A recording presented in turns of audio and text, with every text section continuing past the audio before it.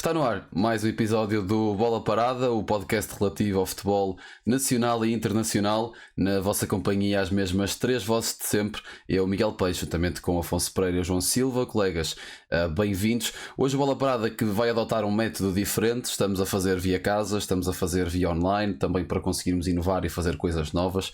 Não estamos no estúdio, é apenas uma forma, uma exploração de como fazer o podcast e de vermos como é que isto corre. Acho que vai correr bem como sempre.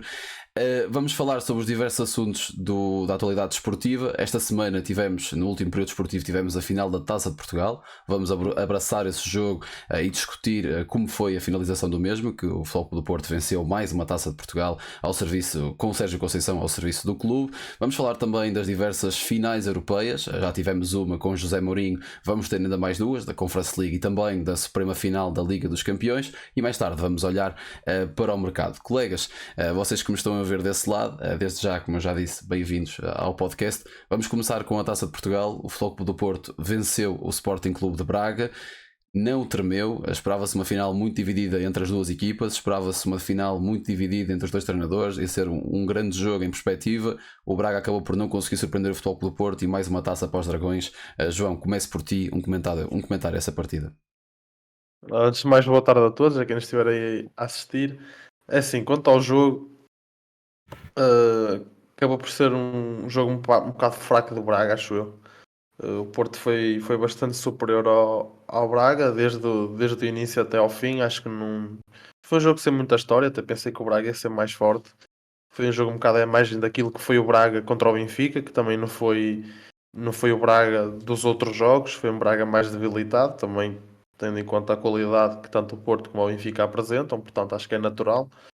Foi um bom jogo do Porto, grande exibição de Galeno, ou de Otávio também, que foi o homem de jogo, mas até gostei mais da exibição de Galeno, faz as duas assistências muito forte ali no corredor esquerdo, a dobrar muitas vezes Vítor Gomes, que nós já falámos aqui, aliás para vocês é o melhor lateral direito da liga, não deixa de o ser, mas Galeno foi muito superior e fez dele mesmo gato de sapato, como se costuma dizer. Grande jogo, lá está, parte do Futebol Clube do Porto, mais uma taça, e acho que não há muito a acrescentar. Foi um bom jogo do Porto. Afonso. Bom, boa tarde a todos, estamos aqui num ambiente um bocadinho diferente, mas o que importa é estar aqui convosco. Uma taça de Portugal em que também achava que o Futebol Clube do Porto e o Sporting Braga iam ter um jogo mais taco a taco, mais dividido. O que não aconteceu, o Futebol Clube do Porto foi sempre superior. Os primeiros 15 minutos foram avassaladores por parte dos Dragões. Tiveram cerca de 2 oportunidades em que Mateus teve mesmo que esticar para conseguir manter o jogo a zeros. Porém, na segunda parte, já o Futebol Clube do Porto marca num autogolo de André Horta, se não me engano, num lance pela esquerda. Nós dissemos aqui que Vítor Gomes era o melhor lateral direito da liga, e para mim acho que continua a ser, porém fez um jogo horrível. Acho que foi dos piores jogadores do Sporting Clube de Braga. Acho que teve mal. O Galeno meteu no bolso, e aquele lado esquerdo do Porto, lado direito do Sporting Braga, foi todo do luso-brasileiro. Depois, com a expulsão de Wendel, uma expulsão de criancice, foi uma autêntica criancice, não havia necessidade do brasileiro fazer aquela falta. Também acho que 2 minutos antes, se não me engano, uma entrada do Galeno sobre o Álvaro Jaló, se não me engano, que também foi punido a cartão amarelo. Para mim, era mais do que isso, porque ele varreu por completo os jogadores, era a intenção de jogar a bola. Depois também há o caso um bocadinho polémico do Pepe, o calcão sobre o Abel Ruiz, mas aceita-se o amarelo, não foi numa zona muito perigosa do pé. Depois o Futebol Clube do Porto com menos um continuou a ser consistente, o Porto que sabe jogar muito bem sem bola. O Braga tentou, mas não rematou. Aliás, acho que o único remate enquadrado do Braga é na primeira parte, a um lance entre o Bruma e o Ricardo Horta, se não me engano. E depois expulsão e bem expulso de Niakate, se não me engano, em que Taremi ficava isolado, e depois, passado 2 minutos, 3, o golo do Futebol Clube do Porto, parte do Otávio. Sem dúvida que Galeno foi um dos melhores em campos. Otávio, 5 estrelas, Otávio mexe com o jogo do Porto, dá muito mais bola ao Porto, dá outro classe que nenhum jogador do Porto consegue dar ao jogo. E sem dúvida o Porto é um justo campeão da Taça de Portugal, consegue 3 títulos em 4 desta temporada, Supertaça, Taça de Portugal, Taça da Liga, e vai até à última jornada a lutar pelo campeonato com o Benfica, porém é uma grande temporada, apesar de não ter sido campeão nacional, é uma grande temporada do Futebol Clube do Porto, e há que dar os parabéns ao Futebol Clube do Porto, a Sérgio Conceição, que faz um excelente trabalho este ano, porque com ovos de pouca qualidade, Sérgio Conceição conseguiu fazer uma boa omelete, e dar os parabéns a todos do universo portista. Tu puxaste um ponto que eu ia falar, que é essa questão do Porto ter ganho os três títulos dos 4 possíveis em Portugal, e de ter lutado até à última pelo Campeonato Nacional.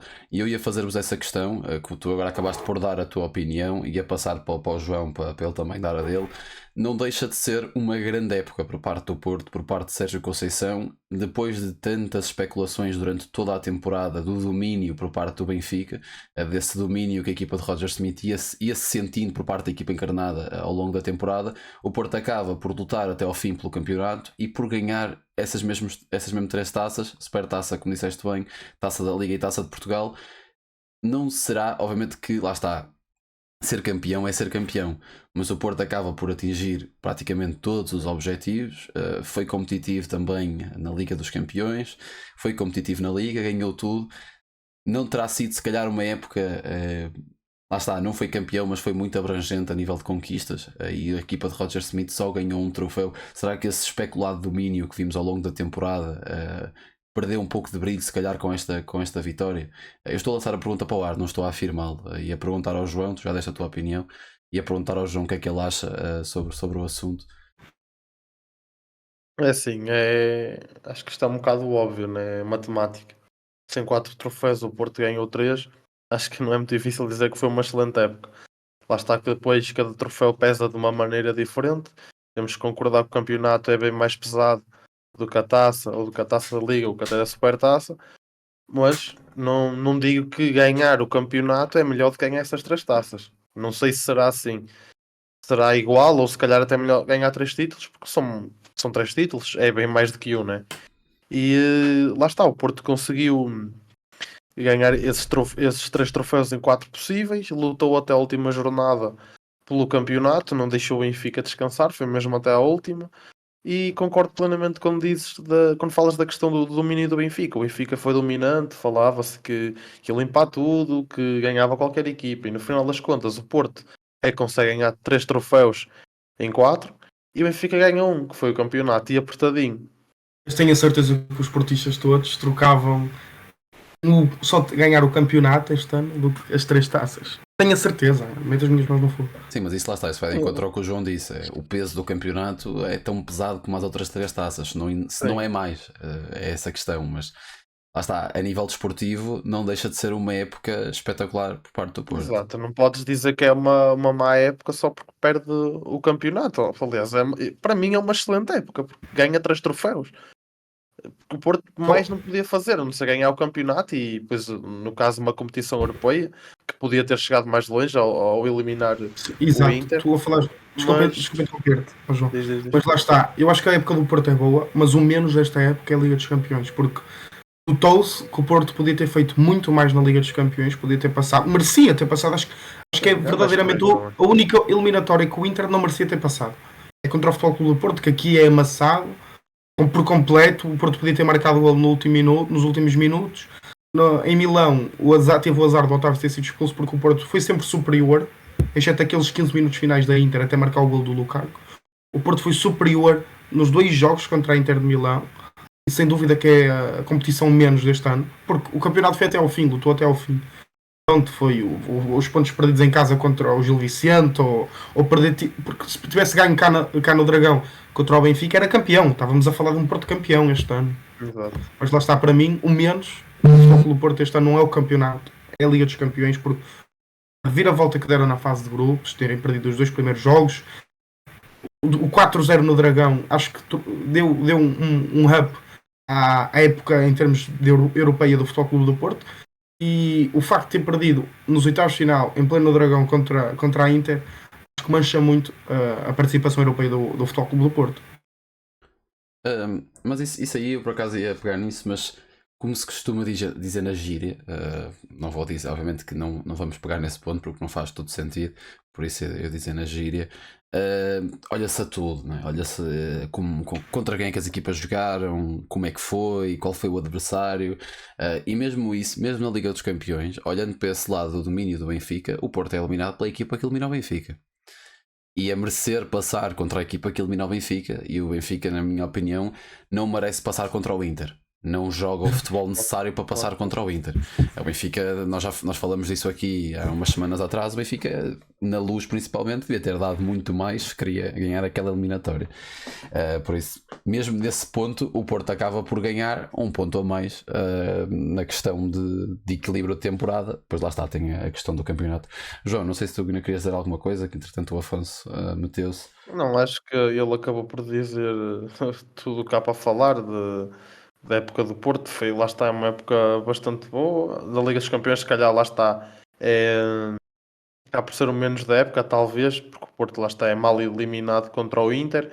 Até já falámos aqui que o Porto eliminando o Inter, caso o sorteio o permitisse, existisse um confronto europeu, confronto português na Liga dos Campeões entre o Benfica e o Futebol Clube Porto, falamos aqui que o Porto passaria e continuo a defender isso porque o Porto nesses jogos é muito mais forte e o Porto podia lá estar ter chegado mais longe na Liga dos Campeões. Não acho que seja o menos do campo da época do Porto, porque acho que os clubes portugueses nunca esperam muito da Liga dos Campeões. É chegar aos oitavos, já é tipo aquele objetivo já estabelecido, é conseguir passar a fase de grupos. Depois o que vier daí é acréscimo, melhor será, né? Porque que dá muito dinheiro. Acho que é mais por aí, não consegue que seja um menos. Se calhar foi onde o Porto jogou melhor, tendo em conta a fase de grupos que fez, que acaba por ser um bocado medíocre. Depois acaba por ser bom na segunda volta, porque dá a volta aos resultados. Mesmo aquela derrota expressiva contra o Bruges, o Porto faz o mesmo na Bélgica.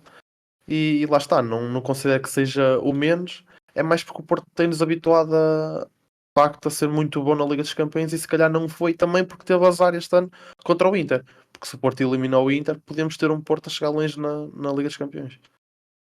No próximo ponto, vamos olhar para as finais europeias e vamos começar com aquela que já aconteceu. Roma de José Mourinho perdeu com o Sevilha 2-1 na Puskás Arena em Budapeste, num jogo onde na equipa do português marcou Paulo Dybala, do lado do Sevilha, Mancini do Roma marcou na própria baliza, acabou por dar golo aos andaluzes. E no fim da partida, em penaltis, Gonzalo Montiel, que já tinha dado o título de campeão mundial à Argentina nos penaltis, voltou a dar mais um título, desta vez a um clube, e volta a ser novamente ao Sevilha nessa Liga Europa. Sublinhar que é a primeira vez de sempre, vocês já sabem, mas lá para casa, é a primeira vez de sempre que José Mourinho perde uma final europeia. E podes falar. Miguel, desculpa, isso não é bem assim. Porque o pessoal não conta as supertaças, mas as supertaças são finais europeias e Mourinho perdeu-as todas que jogou. Sim, Mourinho verdade. perdeu 3 supertaças, uma com o Porto, uma com o Chelsea e uma com o Manchester United.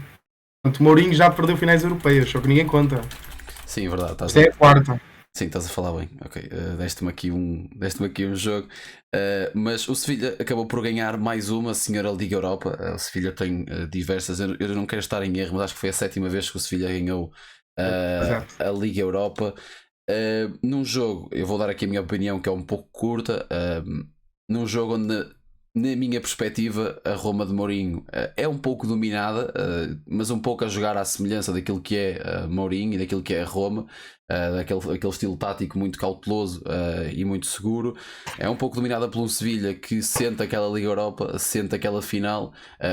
Lá está, dominada, mas sempre muito matreira. Lá está, o estilo de jogo da Roma, sempre muito matreira, à espera de um pequeno furo para conseguir entrar ali e penetrar ali a defesa do Sevilha.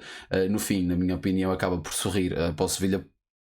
É sorte, claro que penaltis nunca é uma sorte, mas acho que a estrelinha da Liga Europa voltou a sorrir para os sevilhanos da mesma maneira que já nos habituou. Dar aqui um pequeno ponto antes de vos passar a palavra. Acho que aquele penalti que é mandado repetir é um pouco enganoso, da forma que olhando para aquilo que foi tantas vezes, um exemplo que vem logo à cabeça e que vocês lá em casa de certeza também viram, exemplos por toda a internet, da época em que o Sevilha vence ao Benfica na final, com aqueles penaltis do Beto. Tantas vezes que já vimos penaltis que são passados assim. Aquele penalti ao Rui Patrício, na minha opinião, é um pouco forçado. E pronto, acaba por ser um jogo. O João vai ter muito mais para falar sobre isto, principalmente devido àquele texto que fez para o Anthony Taylor. Por isso, João, se quiseres começar, até começas tu. Se quiseres aqui, eu puxei aqui a questão do penalti, que já é um erro de arbitragem. Se quiseres descascar mais um bocadinho aí o senhor inglês, estás à vontade. Eu posso falar, vai um bocado de encontrar aquilo que eu já falei. É triste acontecer isto porque é uma final europeia e somos obrigados a falar do árbitro. Sim. É mais por aí. Não conseguimos falar tanto do jogo porque o árbitro interferiu bastante.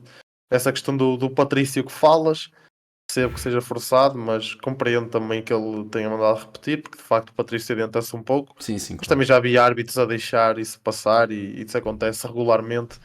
Portanto, lá está. É forçado. Se o árbitro pode fazer, pode. Acaba por ser uma questão de bom senso. Neste caso, eu não sei qual é que seria a decisão correta, mas também não julga do árbitro, porque o Patrício acaba mesmo por se adiantar. Em tudo o que foi o jogo, nos 120 minutos, fora os penaltis, lá está. É o que eu escrevi. O árbitro interferiu muito no jogo, apitou muito, em muitos lances decide mal. O Afonso, de nós os três, não concorda com aquele penalti, possível penalti, quando a bola bate na mão dentro da área, ou seja, bate na mão do jogador do Sevilha dentro da área. Eu e o Miguel achamos que é penalti. Isso aí é um pouco a opinião. Também digam-nos aí o que é que vocês acham, se era penalti e se não era. E eu por acaso acho que era penalti, porque o jogador, o braço dele não está nem de longe nem de perto junto ao corpo, está muito distante, portanto acho que só por aí tem de ser penalti. E muitos outros lances em que o árbitro acabava mesmo por nem sei por que motivo apitar, apetecer simplesmente ir contra a Roma. Foi mesmo medíocre a exibição do árbitro e acho que esta final fica muito manchada por isso. No jogo em si, concordo, o Sevilha foi bastante superior desde o início. Por acaso, a Roma acaba por entrar até bem, mas muito rapidamente o Sevilha dá a volta e começa a atacar mais, mas também é normal porque o Sevilha é uma equipa muito ofensiva e a Roma, pelo contrário, é uma equipa muito defensiva.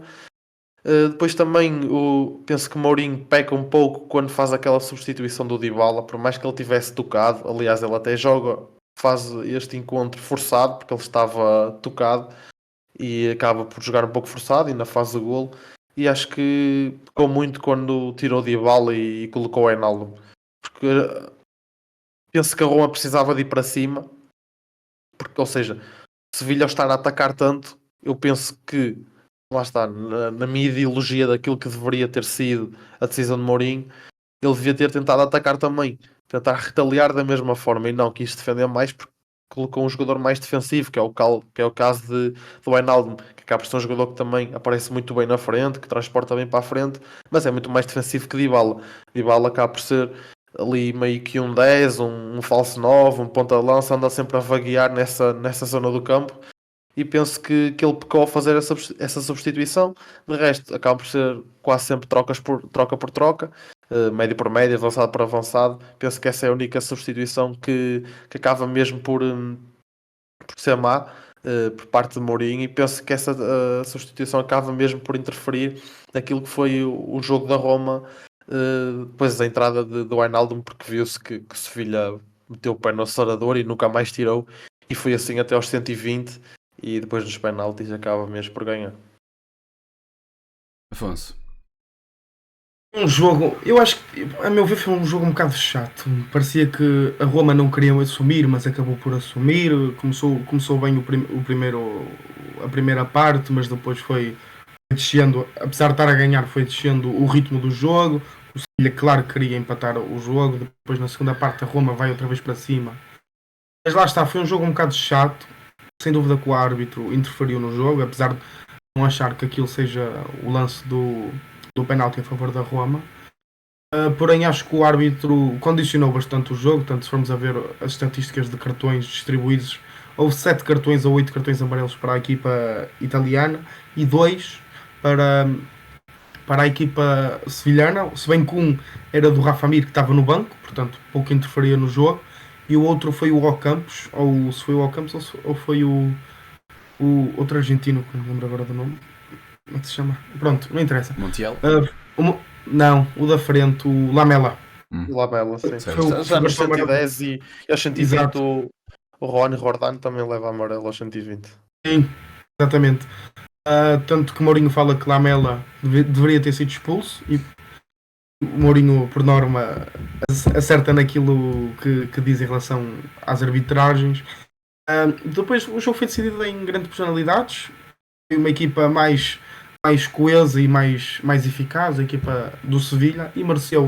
Eu acho que mereceu, tanto pela campanha que fez durante Exato, não tirar o mérito ao Sevilha. mata-mata do Sevilha, que deu sempre a volta, deu a volta ao jogo em Manchester contra o United, deu a volta deu a volta às Juventus, porque a Juventus começa a ganhar em Sevilha na segunda mão.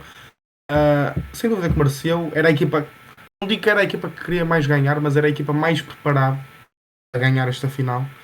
E pesa, é isso, tanto como o Real Madrid pesa na Liga dos Campeões a camisola, o Sevilha pesa na Liga Europa, e é o Real Madrid da Liga Europa, como já chamaram imensas vezes ao Sevilha, e sem dúvida que mereceu ganhar esta Liga Europa. Parabéns ao Sevilha, não é? Porém, o jogo fica manchado também pela arbitragem medíocre, como diz o João, e tem razão, do Anthony Taylor. Para mim, quem deveria ter apitado, já que não podiam apitar a Liga dos Campeões por estar uma equipa inglesa, era Michael Oliver, que era o quarto árbitro, o melhor árbitro do mundo neste momento, a meu ver. Era quem deveria ter apitado a final da Europa League. Eu só sublinhar aqui uma última questão, porque o João falou e bem, e tu também falaste bem. Não consigo perceber, já te disse isto fora daqui, não consigo perceber como é que tu achas que aquilo não é penalti. Só dizer isso, porque para mim, epá, acho que é impressionante como é que o árbitro ali, naquele caso, a mão do Fernando totalmente fora do corpo, a ganhar um arco, a ganhar quase mais um Fernando, digamos assim, ganhar um espaço enorme. Acho que é muito difícil dizer que não é penalti ali, é só mais um ponto da questão da arbitragem, é só mais um sublinhado a má arbitragem do Anthony Taylor. Só queria dizer isso, que vocês já tinham dito, mas quis reforçar porque acredito que não devia ter sido daquela maneira. E sublinho algumas das palavras que o José Mourinho disse após a partida no backstage. Convido-vos a ver o vídeo se não viram. Obviamente que não é nada bonito, mas se quiserem ver, podem ver, que deve estar aí pela internet. No próximo jogo, na próxima final europeia, vamos falar da Conference League. É já amanhã, dia 7. Temos mais uma equipa italiana nas finais europeias. São 3: Roma na Liga Europa, Fiorentina na Conference League e o Inter de Milão na Liga dos Campeões. Joga perante o West Ham, e eu ia-vos perguntar: é uma grande época por parte da Fiorentina, que é liderada por Vincenzo Italiano, que é um ex-jogador de futebol, recentemente treinador também, e que já foi esta época apontado a diversos cargos, um deles a Roma de José Mourinho. E do outro lado temos uma equipa do West Ham que pode desmanchar uma época muito complicada na Premier League, onde andaram ali na zona de meio da tabela, um pouco para baixo, com um plantel, na minha opinião, de um sólido top 10, top 8 da competição. Pode ser o desmanchar para os Hammers dessa má Premier League, como pode ser também o confirmar de uma grande temporada para a equipa da Fiorentina. Afonso, como é que olhas para este jogo? Qual é a equipa que está mais preparada, com melhores olhos para vencer esta competição? Sim, vai ser uma final muito interessante. Acho que vai ser uma final muito interessante entre o West Ham e o Fiorentina. Duas equipas com excelentes jogadores. Tanto que o West Ham tem o Scamacca, que foi buscar a Itália. Portanto, estamos aqui a falar à mistura de nacionalidades. O West Ham, que fez um campeonato fraco, acabou, se não me engano, acabou abaixo da metade da tabela, acabou em 14º até às últimas jornadas, lutar pela manutenção na Premier League. A Fiorentina fez um campeonato melhorzito em relação aos anos anteriores, acabou em 8º, talvez igualado com o campeonato do ano passado, portanto que estão na Conference. Uma equipa com um ataque incrível, como é a Fiorentina, com Arthur Cabral, com Jovic, que não tem jogado tanto, atenção, mas depois com Nico Gonzalez e com Iconé, se não me engano, que jogou no Lille. São 4 avançados de grande qualidade. Eu acho que, por norma, as equipas inglesas estão sempre mais preparadas para jogar estas finais de competições europeias, porque estão mais habituadas nos últimos anos a jogá-las. Se bem acho que vai ser um jogo muito renhido, com um estádio cheio em Praga, apesar de ser um estádio pequenino também. Portanto, acho que vai ser um jogo extremamente renhido. Ambas as equipas querem ganhar. Uma equipa mais física do West Ham do que a equipa da Fiorentina, com um treinador também com algum andamento, como David Moyes, que já conhece bem o panorama europeu, que já esteve no Everton e no Manchester United a jogar na Europa, Liga Europa e Champions League, contra italiano que nunca esteve em competições europeias como treinador.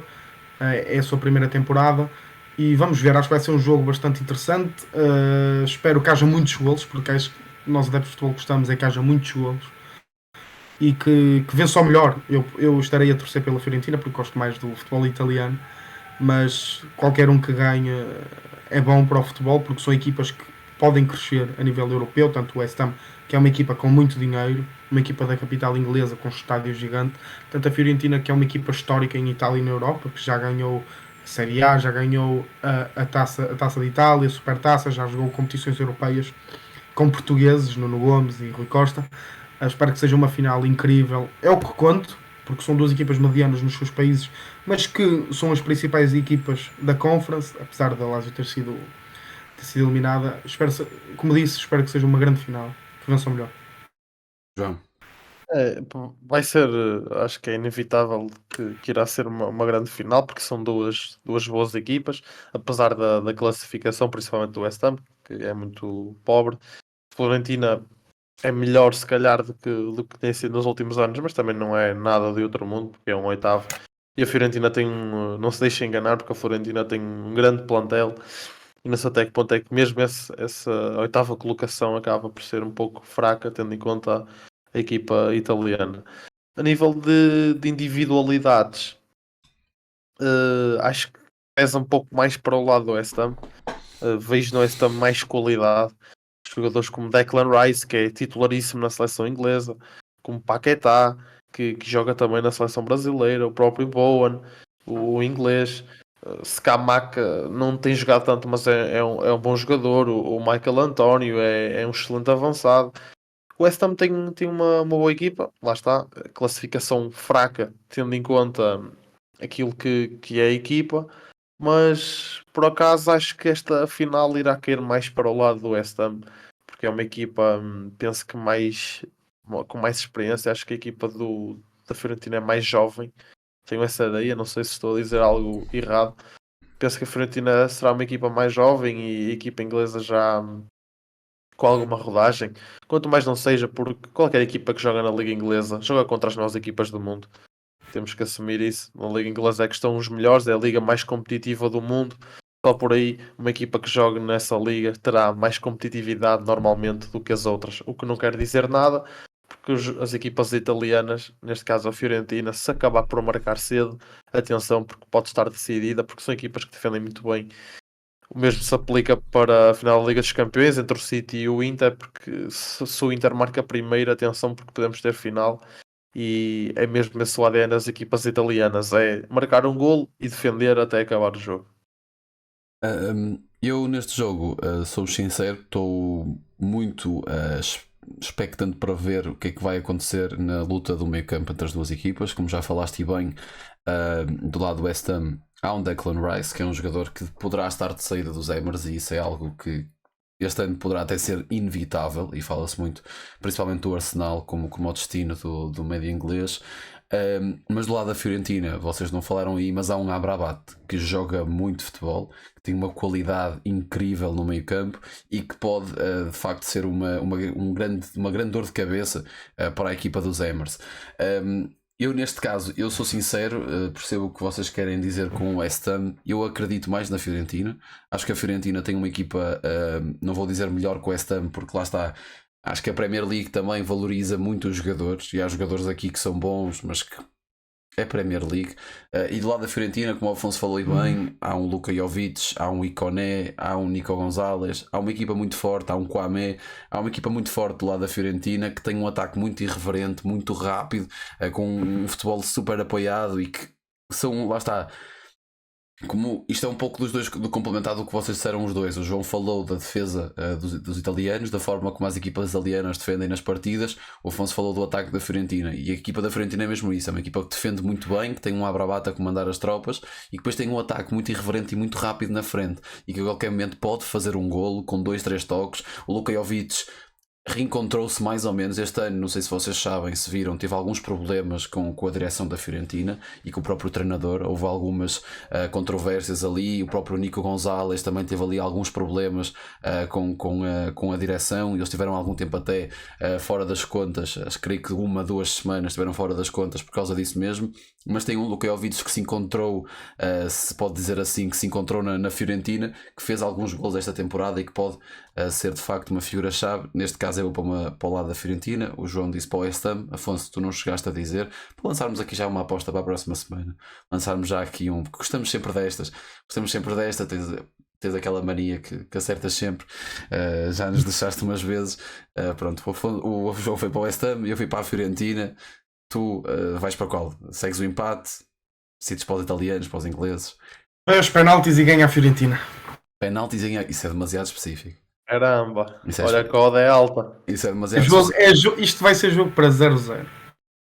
O jogo, por acaso, discordo. Acho que vai ser um jogo com muitos golos, como disseste. Espero, mas não acho. Acho que vai ser um jogo com muitos golos. Ambos vão ter medo ambas as equipas vão ter medo de errar. Porque lá está, é uma oportunidade única e se ganharem vão à Liga Europa. Para onde ninguém se qualificou via campeonato para as competições europeias. Dá dinheiro. E acho que ambas as equipas vão ter medo de assumir o jogo. Vai ser um jogo. Vai ser chato. E vai ser nos penaltis. Vai ser como na Liga Europa. Eu estou com o feeling que este ano as competições europeias vão ser todas decididas em grandes finalidades. Pá, eu até posso ir contigo nessa, de haver penaltis na Conference League, na Liga dos Campeões acho impossível. Falar nisso, vamos passar para o jogo do City com o Inter. Antes de acabar este capítulo da Conference League, só queria dizer uma coisa. Tu há bocado falaste do David Moyes, não sei se é David Moyes. David Moyes. Ele disse na conferência de imprensa da antevisão esta partida que é o momento mais importante da carreira dele, esta final da Fiorentina com o West Ham, e é um treinador, como falaste bem, que já tem muito trabalho, principalmente em Inglaterra, Everton, Manchester United, e disse que esta final para ele é o momento mais importante da sua carreira enquanto treinador. Vamos passar então para o West Ham. Deixa-me só dizer-te aqui uma curiosidade. O West Ham é um clube interessante, tem uma grande massa associativa, tem muitos adeptos. Porém, o West Ham já não ganhou um título, se não me engano, para aí há 70 anos, desde os anos 50, 60. Portanto, estão a ver como para o Tottenham poderia ser importante, era muito importante ganhar um título, para o West Ham a mesma coisa, porque são clubes adeptos, com estádios grandes, com boas equipas e com boas infraestruturas e dinheiro. Porém, não têm títulos. O West Ham, não sei se tem o campeonato inglês, Premier League, não tenho de certeza. Mas o campeonato inglês, não sei se tiver, tem um ou outro, o FA Cups o mesmo. Um clube sem títulos, portanto seria muito importante também para os adeptos e para o clube vencer esta competição. Por outro lado, a Fiorentina não ganha um título, se não me engano, desde 2001, 2002, a taça de Itália, com Nuno Gomes e Figo e Rui Costa. Vamos ver, vai ser interessante porque querem conquistar este título, querem estar na Liga Europa na próxima temporada. E são duas bases de adeptos muito apaixonadas, um bocadinho mais a da Fiorentina, porque representa mesmo ali a cidade de Florença, uma cidade muito importante a nível histórico em Itália. Vamos ver. Pronto, passando então para a Liga dos Campeões, fica aqui então anotado os nossos olhares para a próxima semana. Quero que na Liga dos Campeões também digam qual é que é o clube que vocês vão. Acho que para mim é fácil, eu já disse isso aqui. E volto a referir, eu acho que à volta do segundo, terceiro, quarto episódio por aí eu falei disto sobre o City, em vésperas de jogo com o Arsenal. É a melhor equipa a jogar futebol atualmente. Eu volto a referir isto, já referi aqui várias vezes. É a melhor equipa a jogar futebol atualmente.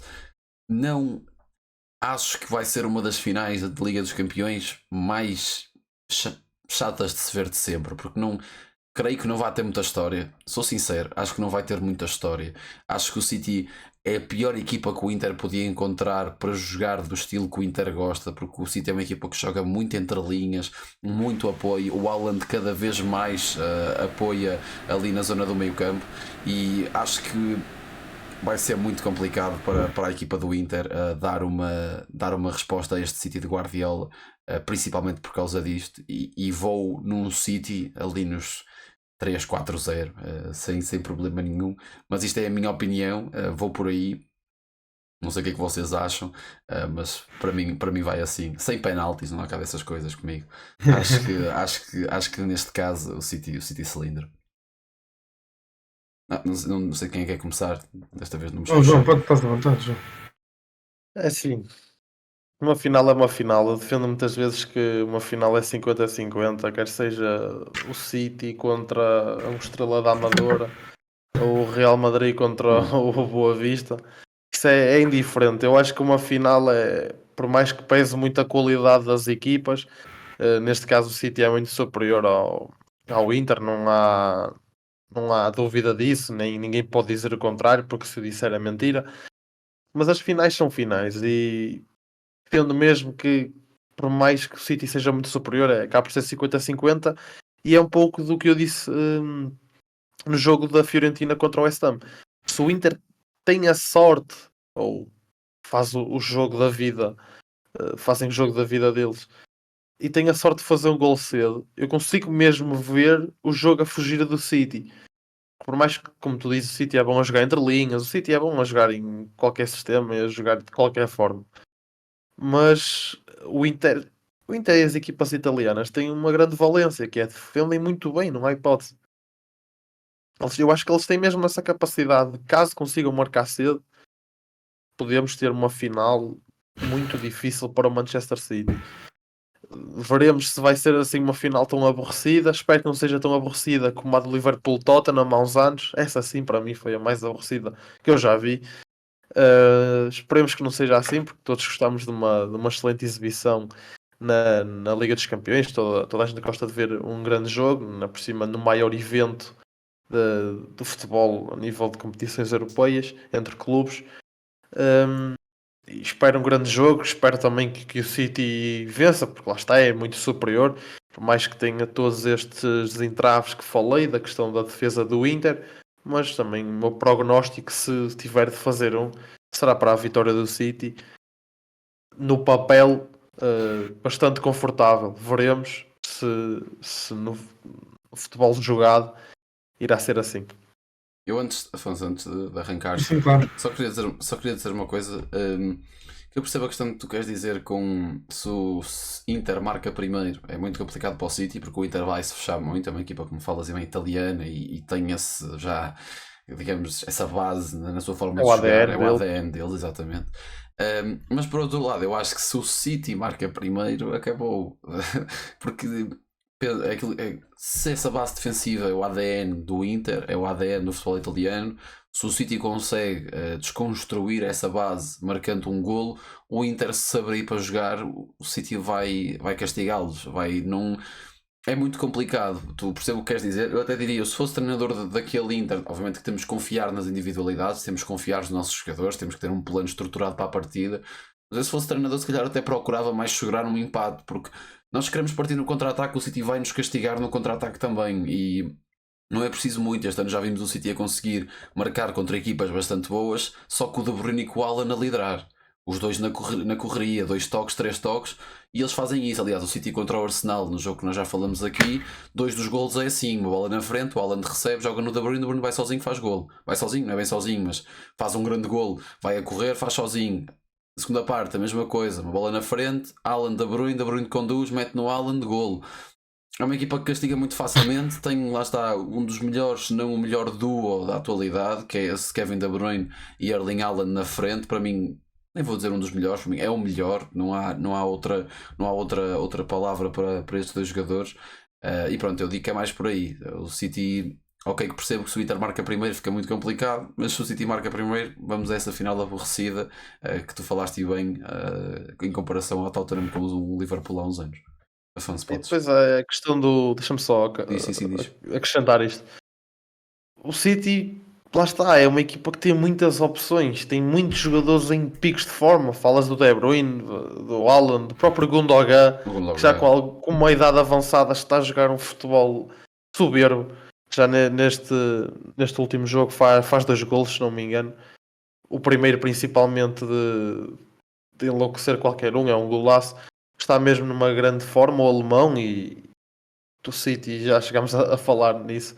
O City tem um excelente 11 e tem outro 11 no banco que com jeitinho era também capaz de vencer a Liga dos Campeões, porque tem ali duas equipas, a bem dizer, tem dois plantéis com muita qualidade e uma capacidade enorme de jogar à bola, e qualquer jogador que entra do banco tem a capacidade de jogar tão bem ou melhor do jogador que já estava em campo, porque dá-se ao luxo de ter grandes nomes no banco, como Mahrez, como o próprio Phil Foden, que este ano esteve mais vezes ao banco.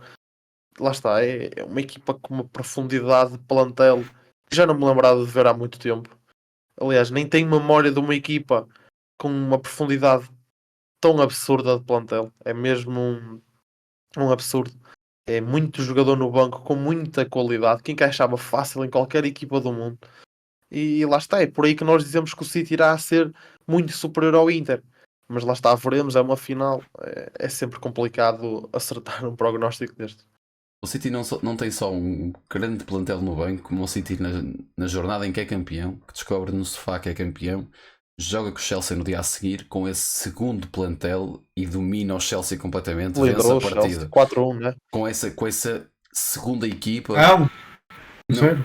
Não, foi um 0 ou 2-0, acho eu. Só tinha não. sido 4-1. E eles se lidam, dominam o City, com o Roland Alvarez a jogar, que é uma coisa louca, o Phil Foden, o Cole Palmer, que joga muito exatamente. à bola, e também, eu não sei quem foi o central do Chelsea, não sei se foi o Fofana, se foi o Badiashile, que estava ali do lado direito com ele, que sentiu dificuldades tremendas, aquilo parecia um vai e vem, ele ia para a frente, vinha para trás, ia para a frente, vinha para trás.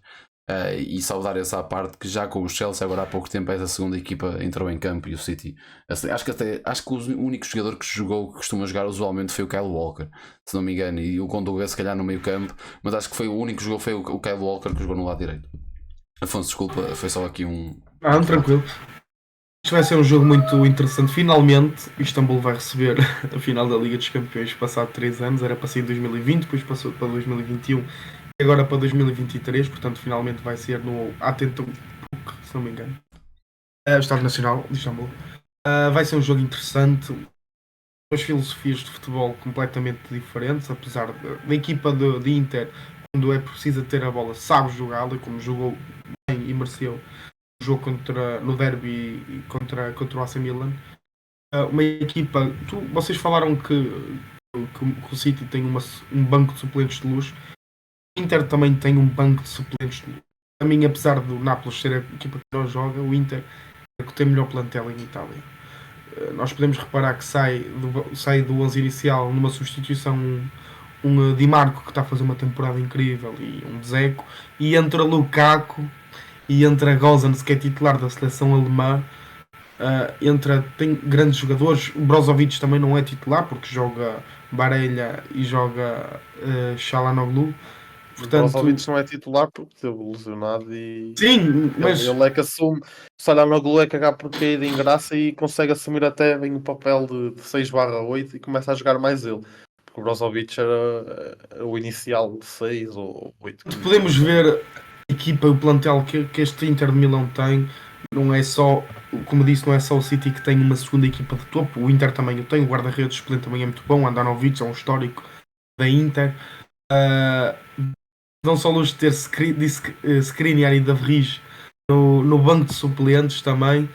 Portanto, estamos aqui a falar de duas equipaças com estilos de futebol distintos, claro, a escola de Guardiola e depois a escola italiana com Inzaghi a comandar a equipa de Milão. Espero que seja uma final interessante. Eu concordo que se caso a Inter marque primeiro, porque a Inter vai forçar isso. A Inter vai forçar uma bola parada, a Inter vai forçar um canto, uma falta perto da área, para tentar marcar golos de futebol aéreo, porque é uma equipa muito forte no futebol aéreo, tem muitas estacas, muitos jogadores altos e fortes fisicamente na sua equipa, tanto a começar com o Acerbi, que ninguém fala dele, mas tem sido um patrão da defesa. Não é um jogador que tem o requinte dos pés de Bastoni, não é um jogador que seja muito carismático, porém a Sérvia é um jogador que dá muita fruta, que é caceteiro. Literalmente. que mete a bola e faz o chuveirinho, o típico sobe leixões. Porém, tem sido bastante importante nesta Liga dos Campeões, também no campeonato. É uma equipa bastante completa e vamos ver, apesar de o City ser superior e jogar melhor, de facto, vai ser um jogo muito interessante, um futebol defensivo que também sabe pressionar alto, porque a equipa de Inzaghi também sabe pressionar alto e é possível vermos isso no jogo. Eu não tenho dúvidas que vai tentar também pressionar, não vão fechar com o autocarro cá atrás, porque quem joga para o empate perde. É tão simples como isto. Vemos aqui muitas vezes em Portugal que tentam jogar para o empate e perdem, e mesmo na Europa. Portanto, acho que vai ser um City dominador, como é óbvio, a tentar meter as bolas em Erling Haaland, que vai ter muito pouco espaço para jogar, porque com uma defesa a 3 com Acerbi, com Bastoni e com Darmian, que tem jogado muito bem a terceiro central, Haaland não vai ter muito espaço para jogar, mas a qualidade dos jogadores e a individualidade desses jogadores de topo é que se vão notar neste tipo de jogos, quando tiverem que decidir estas partidas. Portanto, vamos ver quem vai ganhar. Eu gostava que ganhasse o City por causa dos portugueses, mas também não desgostava que ganhasse a Inter, porque mostra que também futebol pragmático também funciona. Bem, nós entretanto temos aqui um pequeno problema, perdemos o João, não sei se já está de volta ou não. João, estás aí? Estou aqui. Perdemos aqui o João, deixem-me só voltar a pôr o João aqui connosco. Aqui está o homem. Eu acho que já falei tudo em relação a este jogo, acho que não tenho mais nada a falar. Só de que aquela questão, eu ao bocado rimo, porque percebo o que queres dizer quando o Inter também tem uma boa profundidade de plantel. Agora, a profundidade de plantel do City debatia-se com o 11 titular da Inter. É isso que eu quero dizer. Tipo, não há uma comparação possível, na minha opinião. Como tu dizes, o Inter mete Lukaku, mete Gozens, mas o City mete, como o João já disse, Mahrez, Phil Foden, mete muitos jogadores lá para Julián Álvarez, Cole Palmer, mete muitos jogadores lá para dentro que não estão sequer perto da equipa do Inter. Mas pronto, para mim vai City, cilindrado. O Afonso, eu não sei se. Acho que vamos todos com o City, não é? Na realidade. Portugueses no City. Acho que vamos pelos todos. Portugueses. João, tu também vais no City. Acho que não há como não dizer que é o City, né? Por mais que eu defenda que as finais são 50-50, acho que é. Não, esta final. Temos que dar o favoritismo ao City. Sinceramente, não me lembro de uma final tão desigual. Desde que é do Real Madrid-Liverpool em 2018. O Liverpool não era o Liverpool que ganha a Liga dos Campeões, não era o Liverpool que ganha o campeonato em 2020. Era se me lembro, foi a última final assim muito desigual. Depois também tivemos o Bayern-Inter, que também havia alguma desigualdade. O Liverpool-Tottenham houve muita desigualdade, na minha opinião. Havia, mas não era tão extrema como esta, nem tão extrema como o Real Madrid. O Tottenham nessa época vai à final da Liga dos Campeões eliminando um Ajax que estava a jogar um futebol muito mais elevadíssimo que o Tottenham. Eliminou o Manchester City. Não foi o City. O Tottenham eliminou o City, é verdade. Mas sim. O Tottenham eliminou o City com erros de arbitragem. O Tottenham elimina o City no Etihad com um golo em fora de jogo do Fernando Llorente, que toda a gente viu. Já existia VAR na altura, acho eu até. Já começou nos oitavos de final dessa Liga dos Campeões. Já existia VAR na altura. O Fernando Llorente está escandalosamente em fora de jogo e não é marcado. E estávamos a falar de um Ajax que nessa época eliminou o Real Madrid no Bernabéu, eliminou a Juventus de Cristiano Ronaldo no Allianz Stadium em Turim, a jogar um futebol espetacular. Daquela equipa saíram jogadores espetaculares, Matias de Ligt, que está agora no Bayern de Munique, Frenkie de Jong do Barcelona, Ziyech do Chelsea e por aí vai. Há muitos outros jogadores que nessa equipa representaram essa equipa, que saíram para grandes clubes e ainda estão a ter carreiras bastante interessantes. Para mim, esse Tottenham com o Liverpool, como o João disse bem, foi das finais mais aborrecidas. O Liverpool marca muito cedo, domina a partida toda e depois o Origi simplesmente finaliza, dá aquela machadada final. Não sei se tem mais alguma coisa a dizer em relação às finais europeias. Creio que ficamos por aqui. Vamos falar agora do mercado de transferências. Já podíamos ter pegado aqui em alguns pontos conforme foi andando, foi andando o podcast logo no início, com a final da Taça de Portugal entre Braga e Futebol Clube do Porto. Podíamos ter pegado em alguns assuntos, dois deles estão agora a ser um pouco falados no mercado de transferências nacional. O primeiro, Mateus Uribe, foi anunciado no Alçado. Saiu do Futebol Clube do Porto, já fez uma entrevista de despedida, chorou na mesma entrevista. E o outro é Diogo Costa, que depois de ter ser apontada a tantos clubes europeus, à cabeça ao Manchester United, disse no fim da taça que o objetivo dele é ficar no clube e que o resto são só especulações. Eu, em relação ao Diogo Costa, não vou dizer nada, porque acho que isso é muito subjetivo, acontece com muitos jogadores. Em relação ao Uribe, acho impressionante como é que um jogador tão importante para o Porto sai desta maneira. Já estamos um pouco habituados, o Porto nos últimos anos tem perdido jogadores desta maneira consecutivamente. Vem-me à cabeça agora o Alex Telles. Tem perdido... Alex Telles não saiu a custo zero. Então, se não foi o Alex Telles, foi o Brahimi, foi Corona, Herrera. Verdade. Brahimi, Herrera, Corona, o Marcano saiu. Sim, estás a falar bem. Estava a confundir com o Brahimi. Brahimi é que na altura me chocou um bocado. Corona saiu em janeiro. Milhões, mas é quase a custo zero. Sim, um jogador que tinha sido tão importante na época anterior. E ele sai por esse valor porque ia acabar contrato no fim da época. Sim. Eu confundi, não queria dizer o Alex Telles, queria dizer o Brahimi. Mas o Alex Telles eu acho que na altura também foi por 20-25 milhões porque acabava o contrato na época a seguir. Acho que também houve assim algo do género. Pronto. O Uribe acaba por ser um jogador que nós aqui destacamos no podcast que devia estar no 11 da época, que podia ser um dos jogadores a apontar ao 11 da época. Faz um jogaço na Taça de Portugal contra o Braga. É um patrão do meio campo do Porto. Não é de agora, é de já há muito tempo, mas neste jogo voltou a sublinhar. E da mesma maneira que nós já criticamos aqui, eu já critiquei aqui a forma como o Grimaldo foi oficializado no Bayer Leverkusen.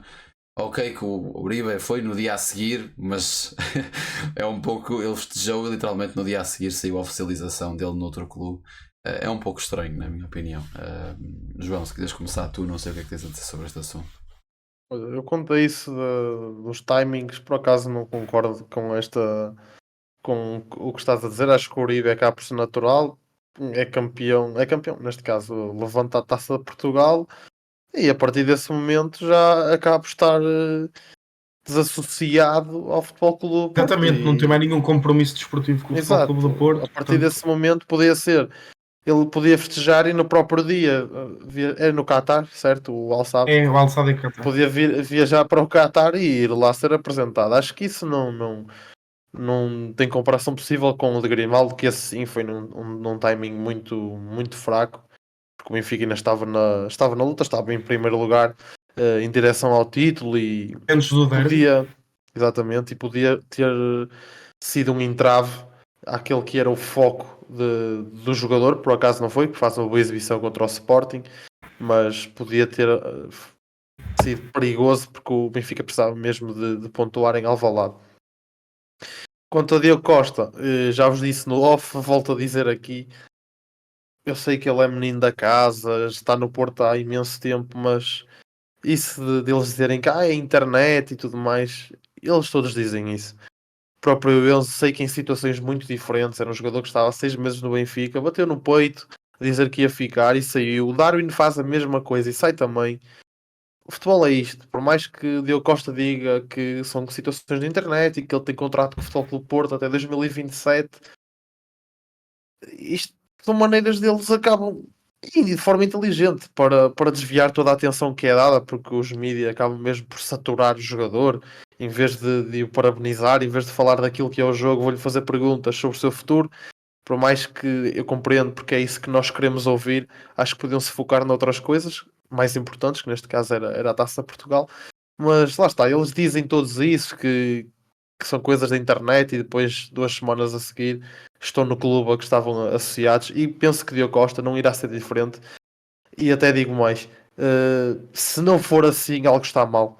Estamos a falar aquele que para mim é dos melhores guarda-redes do mundo, já considero já mesmo um dos melhores guarda-redes do mundo, e é muito promissor porque é muito jovem, tem muito talento e lapidado pode mesmo vir a ser o melhor guarda-redes do mundo, quem sabe, esperemos que sim, porque super é português, completo. exatamente, é português e irá com certeza ser o patrão da baliza durante muitos anos, como foi Patrício. E lá está. Se ele não sair, algo estará mal. Os clubes europeus estarão a dormir porque preferem dar 100 milhões no Modric do que menos um pouco, se calhar 80. Acho que é a cláusula do Diogo. 75 milhões. 105? 75. 75. Preferem dar 100 milhões no Modric do que dar 75. Já numa realidade, num dos melhores guarda-redes do mundo. Penso que se ele não sair, algo é que estará mal no mercado. Afonso. Em relação ao Uribe, foi um jogador muito importante desde 2019, quando chegou ao Futebol Clube do Porto. Sempre foi o patrão, especialmente na época passada e nesta época foi o patrão do meio campo do Porto. Foi também um dos motores daquele meio campo do Porto, porque o Uribe é um jogador muito completo, tanto é bom defensivamente como tem qualidade de passe, como sabe organizar, apesar de não ser, por exemplo, um Otávio organizar ou um Fábio, um Vitinha. Sempre soube, foi completo, foi aguerrido, sempre deu tudo pelo Futebol Clube do Porto, o que se notava era isso que acontecia. Chegou uma proposta melhor, tanto que Pinto da Costa disse que o Futebol Clube do Porto não conseguiria igualizar a proposta do Al-Sadd, e honrou sempre o símbolo do Futebol Clube do Porto e merece, sem dúvida, ser premiado com um contrato destes. Perdeu tudo pelo clube. Quanto a Diogo Costa, não é? Diogo Costa fala que não existe contacto com nenhum clube, no entanto, eu acho que deveria ser o timing certo para o guarda-redes português sair do Porto. Não sai como campeão nacional, mas sai como um guarda-redes já no estrelato, guarda-redes titular de uma das melhores seleções do mundo. Um jogador caro, porque é caro 75 milhões para um guarda-redes. Porém, quem contratar Diogo Costa tem ali a garantia de 10, 15 anos, um guarda-redes top. Acho que deve ir para o Manchester United.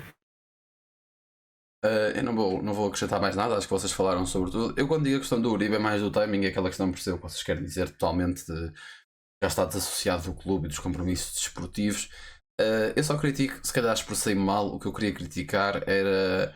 Acho muito feio quando os jogadores saem dos clubes a custo zero, quando deixam os clubes, e quando são clubes que estão há tantos anos com aquele jogador. Se for um jogador que não seja importante para o clube, eu até entendo, porque querem se livrar, o próprio clube às vezes quer se livrar do jogador, às vezes encargos salariais que não interessam a ninguém e que o próprio jogador só está ali por causa do encargo salarial e o clube é obrigado a tê-lo ali. Mas quando são jogadores da importância do Uribe, sair do clube desta forma deixa-me um pouco, percebem o que eu quero dizer? Não é honrar o futebol. E quando digo Uribe, digo qualquer outro jogador de outro clube, que isto acontece não é só em Portugal. O Porto é uma equipa que por acaso deixa isso acontecer algumas vezes, mas aqui em Portugal não vai ser o primeiro nem vai ser o último. Mas acho que é um pouco desonrar aquilo que é o tempo passado na instituição, às pessoas que se dedicaram ao jogador. Obviamente que o Afonso fala bem, nem todas as propostas são batidas, mas se queria sair a custo zero, podia ter ao menos saído em janeiro, como fez Corona. Obviamente que não por dinheiro, obviamente se calhar não por opção na altura. Creio que até houve alguns problemas com Sérgio Conceição. Não sei, não por altura, se calhar por causa do próprio jogador, mas fazia como outros que saíram mais cedo, para ao menos honrar o tempo que passaram no clube. Era só isso que eu estava a criticar. Os esportistas falavam muito do caso do Fernando, que é campeão neste momento com o Sevilha, que acabava o contrato e em janeiro renovou para o Futebol Clube do Porto, e em janeiro renovou para o Porto conseguir ganhar algum dinheiro com a sua venda, e continuou, e foi na mesma embora para o Manchester City no verão. É isso, é uma questão, é mais por isso que eu estou a criticar esta saída do Uribe. Em seguida, podemos falar do Benfica, mas o Benfica ainda não há grandes novidades naquilo que é o mercado de transferências. Há jogadores que são apontados. Coxo do Feyenoord já falou publicamente que estaria interessado em ir para o Benfica. Milos Kerkez do AZ Alkmaar, o empresário do jogador barra pai, também já falou do interesse do lateral esquerdo em ir para o Benfica, mas ainda não há confirmações de nada, ainda não há jogadores mesmo apontados ao clube. A confirmação que temos é do outro lado da segunda circular. Manuel Ugarte deverá estar de saída do Sporting. Chelsea e PSG correram atrás dos serviços do jogador. Parece que o PSG é a equipa que está mais indicada a ficar com o uruguaio. 60 milhões a ser pago em parcelas, segundo parece. e com ainda a possibilidade de haver um jogador incluído no negócio. Eu já comentei isto com vocês. Hoje houve gente que falou de Renato Sanches. Acho muito complicado, principalmente. Podia ser um bom passo para o Renato Sanches voltar ao futebol nacional para relançar a carreira. Agora, acho que nunca daquele lado da segunda circular. Acho muito complicado que o Renato Sanches vista a camisola do Sporting. Isto é a minha opinião. Como também acho complicado que haja um jogador ali no PSG que venha para o Sporting por empréstimo. Nem é que venha para o Sporting, é que queira vir para o Sporting. Tirando o Renato Sanches, acho que não há ali. Pode haver jogadores mais jovens, mas que se calhar têm um impacto imediato no Sporting. Não sei até que ponto é que conseguem, como foi o caso, por exemplo, de Pablo Sarabia há uns anos atrás. Não sei o que é que vocês têm a comentar sobre isto, João. Para dizer Assim, que também o não há Ugarte aliciente de jogar a Liga dos Campeões no Sporting, não é? Pois, Sim. era isso que eu ia. O Ugarte parece estar mesmo de saída para o PSG. Ainda hoje se falava e dava-se quase como certo no Chelsea. Entretanto, horas depois, já era quase dado como certo no Paris Saint-Germain. O mercado tem disto. Vamos ver se irá mesmo para o PSG e sair. E irá acontecer essa questão que dizes de existir um jogador para vir para o PSG. Acho que nesse aspecto o maior entrave é mesmo o que o Afonso fala, de o Sporting não ir à Liga dos Campeões e ser uma equipa já com algum historial de não conseguir ter o acesso, nem sempre conseguir o acesso à Liga dos Campeões. Acho que acaba por ser mesmo esse o maior peso na decisão de um jogador do Paris Saint-Germain, que é uma equipa que, querendo ou não, lá está, é óbvio, está sempre na Liga dos Campeões, porque é quase sempre campeã, e nem sempre chega longe por tudo que já falamos, porque o dinheiro não compra resultados, mas é uma equipa que está sempre lá e consegue passar a fase de grupos e às vezes até ir longe.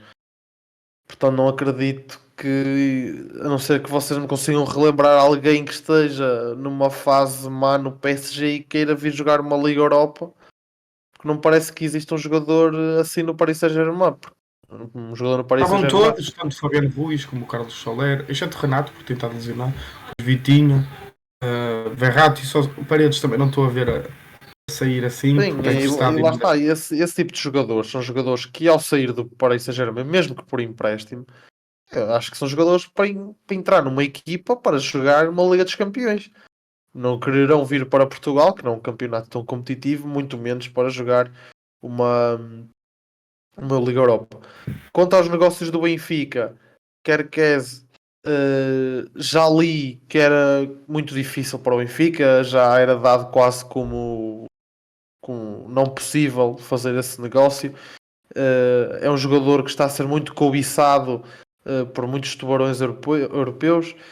Tem muita qualidade, é um jogador muito promissor, é jovem, muita capacidade ofensiva, também defensiva, é um lateral mesmo muito completo. A vir para o Benfica colmatava e de que maneira a saída de Grimaldo. Não me parece que isso irá acontecer. Por outro lado, Coxo, fico ainda mais, como é que é de dizer? Fico ainda mais surpreendido, porque vejo em Cox um jogador capaz de jogar numa equipa ainda melhor do que o Benfica. Vejo um Cox capaz de jogar, por exemplo, numa Juventus, num Arsenal, numa equipa liga inglesa, numa equipa liga italiana. No entanto, as duas equipas que estão atrás dele com mais força é o Benfica e o Stade Rennes de França, que vai jogar a Liga Europa na próxima temporada. Portanto, se o Benfica conseguir, ou o Stade Rennes conseguir, lá está, o Benfica naturalmente com mais estatuto do que o Rennes, mas lá está, ele saindo para uma dessas equipas irá ser uma contratação em peras para essas equipas, porque é um jogador mesmo muito craque, muito importante para o Feyenoord, também já começa a ser na seleção turca, é um jogador mesmo muito interessante, um jogador que acaba por ser também um pouco mais daquilo que é Enzo. Acho que o Benfica está um pouco à procura dele, já se falava dele no início da época transata, a meio, em janeiro, também se falava dele para colmatar a saída de Enzo. Poderá ser desta que o Benfica irá conseguir contar com o serviço de Coxo para colmatar, lá está, essa saída, porque é uma das exigências de Roger Schmidt, é colmatar a saída de Grimaldo e colmatar a saída de Enzo e colmatar outras saídas, no caso de Gonçalo Ramos eventualmente sair ou António Silva. mas principalmente a saída de Enzo é aquela que o treinador alemão quer mais resolver o mais depressa possível, e também a saída do Grimaldo. E para colmatar, lá está, essa saída do Enzo, acho que o Cox era mesmo jogador ideal, porque é um jogador um pouco à imagem do argentino, não foge muito, são jogadores com características muito parecidas. E lá está, a equipa que contar com os serviços de Cox, mesmo que seja Feyenoord, no caso dele não sair, irá ser uma equipa muito sortuda, porque é mesmo um jogador muito bom e com certeza no futuro iremos vê-lo nos grandes tubarões europeus. Afonso. Lá está. Primeiro creio que é só de adiantar que Benzema foi oficializado no Al Ittihad. Pena, mas pronto. Voltando ao assunto do Benfica e de Coxo, é uma excelente contratação, caso o Benfica o consiga, porque é um jogador muito promissor. Também já nem digo que seja promissor, porque ele já joga há 3 anos, acho eu, na equipa principal do Feyenoord, é capitão, campeão agora neerlandês, vai ficar no Feyenoord, joga Liga dos Campeões na próxima temporada. Porém, eu acho que é um jogador demasiado caro para o mercado nacional. E se o Benfica contrata por 40 milhões um jogador, vai começar a arruinar. Acho que o Benfica vai começar a arruinar um bocado o campeonato português, porque as equipas vão pedir mais dinheiro, as equipas portuguesas não conseguem contratar. Em relação a níveis desportivos, lá está, é um bom jogador, um médio um bocadinho com mais ataque do que Enzo Fernandes, um jogador um bocadinho mais para a posição de João Mário, apesar de João Mário ter jogado na linha, mas é mais para aquela posição do 8 box-to-box /10. Göksu é internacional turco, já joga na seleção turca. E é uma boa aposta caso o Benfica contrate Göksu. Kerkez já vi dizer que o Benfica não estaria disposto a gastar 20 milhões no Internacional húngaro. Lateral esquerdo com 19 anos, se não me engano, 20. Claríssimo da Zé Alkmaar com excelentes números, 5 gols, 6 assistências. Muito bom para um lateral esquerdo. Um bocadinho assim números a Alex Grimaldo. No entanto, também já se falou de Jordi Alba, mas Jordi Alba deve ter um salário gigantesco para aquilo que é a folha salarial do Benfica. Vai ser um mercado bastante agitado para o lado das Águias, e tanto para o lado das Águias como para o lado dos Leões e dos Dragões.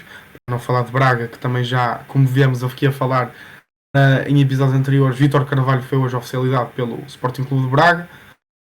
Vai ser um mercado bastante interessante a nível nacional, tanto com os 3 grandes como as equipas de meio da tabela. Estou ansioso para saber as novas contratações dos clubes portugueses internacionais. Acho que é isso. Bem, fechamos então aqui mais um episódio do Bola Parada, com este momento do mercado de transferências um pouco mais curto. Nas próximas semanas iremos abordar com mais tempo este lado. Hoje em dia ainda temos a atualidade esportiva com essas finais europeias, e também ainda com o momento da final da Taça de Portugal entre Porto e Braga, para falarmos sobre esses assuntos. Nas próximas semanas, naturalmente, vamos olhar para o mercado de transferências, que é os assuntos que vão andar mais a rondar o cenário futebolístico. Colegas, vamos então nos despedir. Hoje Bola Parada, como já referi no início, foi feito via casa. Estamos a tentar inovar e tentar mudar um pouco algumas coisas aqui no nosso podcast. Do nosso lado vai ser tudo. Não se esqueçam de nos acompanhar no TikTok, no Instagram, no Twitter, no YouTube e também no Spotify. E já sabem, se estão a perder, arrisquem e apostem na Bola Parada. Até para a semana.